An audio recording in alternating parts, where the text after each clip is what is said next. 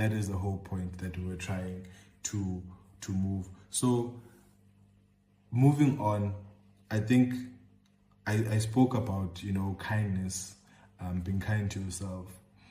I want to share a reflection on why being hard on yourself doesn't work.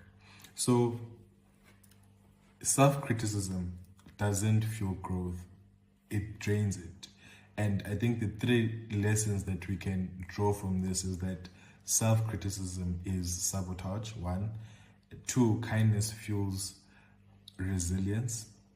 And three, action makes the big world feel smaller.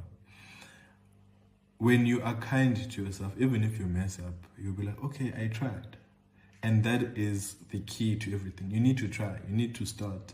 You need to, go on with it. And there's nothing wrong with being aware and reflecting on what you have done, but you mustn't criticize yourself to the point where you're so hard on yourself, you don't want to do anything. It drains you out. You don't want to speak to people. You don't want to engage or even do or try what you had set out for yourself again. And that is not important. Like, that is not great for you. And you need to move from a point of self-criticism to self-compassion. Be compassionate about yourself. And I'm not saying be obsessed about yourself. Please don't get me wrong. I'm not saying be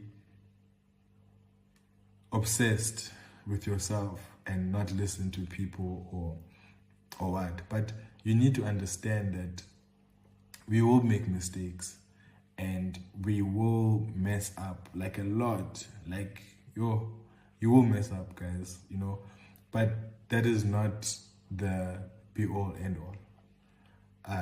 The strength, or your true strength, lies in you continuing and striving and soldiering on, and I don't like sometimes the description I get that I'm being motivational or I'm a motivational speaker. If I'm a motivational speaker, then so be it.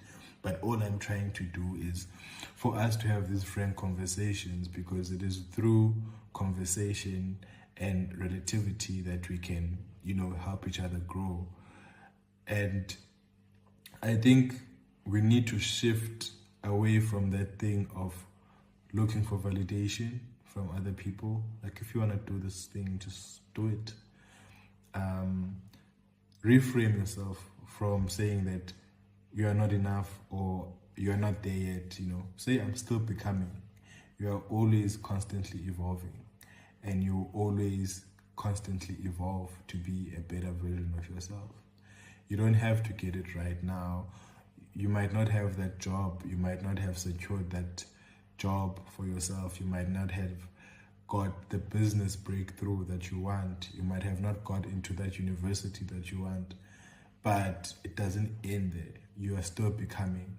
And through our negative experiences, let's not let that define us to a point where that definition or us defining ourselves cripples us from moving on.